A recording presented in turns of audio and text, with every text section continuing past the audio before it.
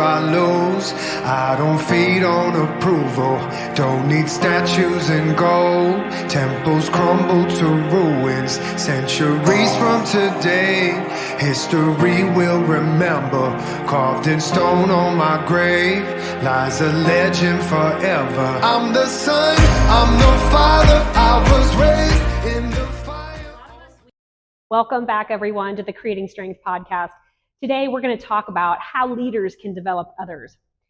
If you don't know me and you're new here, I'm Lauren Andrea Kennedy. I'm a transformation coach and learning and leadership strategist. Okay. One of the things that is crucial for leadership is developing others. But what I see is a lot of people don't know how to do it. You see, great leaders aren't just about achieving goals. They're about building up the people around them. When you invest in your team's growth, you're not just helping them, you're creating a powerful, high-performing unit. So, how do you become a leader who fosters development? I'm going to break it down for you. Number one, be a champion for growth. Let me say that again. Be a champion for growth. First things first, you need to believe in your team's potential. Show them you are genuinely interested in their development. Here's how you do that. Regular check-ins, like one-on-ones. You'd be surprised at the amount of leaders that I have seen who don't prioritize this and don't do it at all. Don't just settle for annual reviews. I want you to schedule regular one-on-one meetings, okay? Quarterly reviews, and then at the half-year and year mark. You want to, don't just discuss tasks, but career goals and aspirations. Ask open-ended questions, like what are you passionate about learning? Or where do you see yourself in 5 years? Next tip, I want you to embrace learning. Be a champion for growth, embrace learning. Financially support or offer paid time off for employees to attend courses, workshops, or conferences relevant to their field. You can partner with local universities or online platforms to provide learning opportunities. Next up, stretch assignments. When assigning projects, I want you to consider giving team members something called stretch assignments, because that's going to push them outside their comfort zone, but they're still achievable with the right support. So it's going to be things that they're not necessarily familiar with. They're going to have to learn and figure it out. So it's going to make them uncomfortable. This could involve leading a small team on a new initiative or taking on a task with a steeper learning curve. Provide mentorship or additional resources to ensure their success. Next up is the power of coaching. I want you to think of yourself as a coach, not a boss. Great coaches challenge and provide constructive feedback that helps people grow. Here are some of my key coaching tips. Number one, and most importantly, actively listen. Again, you'd be surprised at how many of us don't listen that well. I want you to pay close attention to what your team members are saying, both verbally and non-verbally, and ask clarifying questions to ensure you understand their perspective and challenges.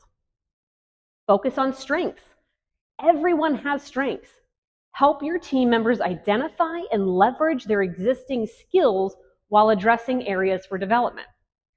For example, if someone excels at data analysis, you could encourage them to take a course on data visualization to further enhance their skill set. Now let's talk about goal setting.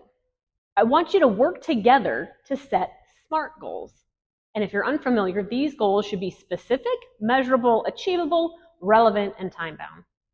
Because SMART goals provide a clear roadmap for development and a sense of accomplishment when achieved, it's a great tool to use.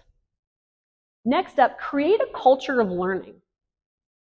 Make learning a continuous process, not a one-time event. Foster a work environment where everybody feels comfortable taking initiative and expands their knowledge. Here's how to foster a learning culture. Knowledge sharing. Don't just bottle that up. You know a ton of stuff. I know you do. I want you to encourage your team members to share their expertise while you're sharing yours. You can do this through internal workshops during your team meetings, presentations, or brown bag lunches, because this allows everyone to learn from each other and fosters a sense of collaboration.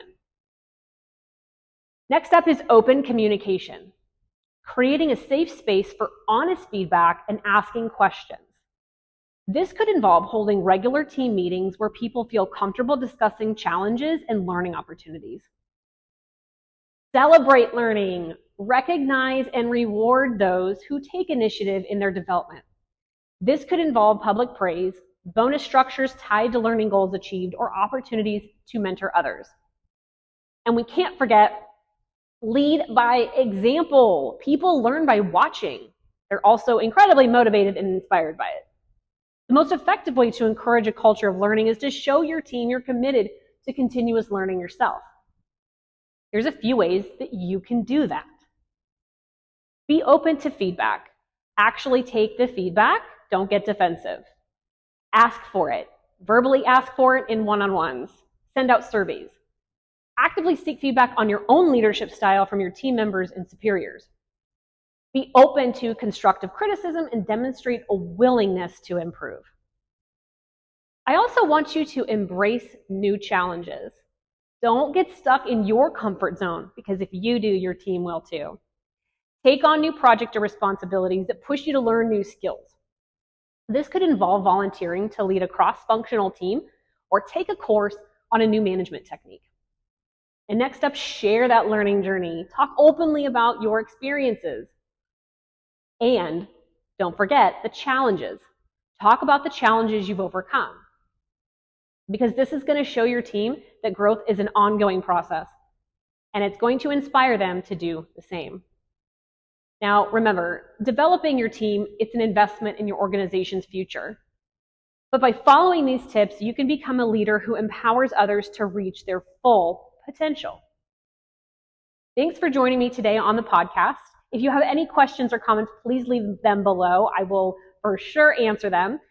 You can find more information like this on my website, www.laurenandreakennedy.com. Of course, that is below. And don't forget to support my channel. Subscribe for more. So, thanks for joining me, and until next time, keep creating your strength.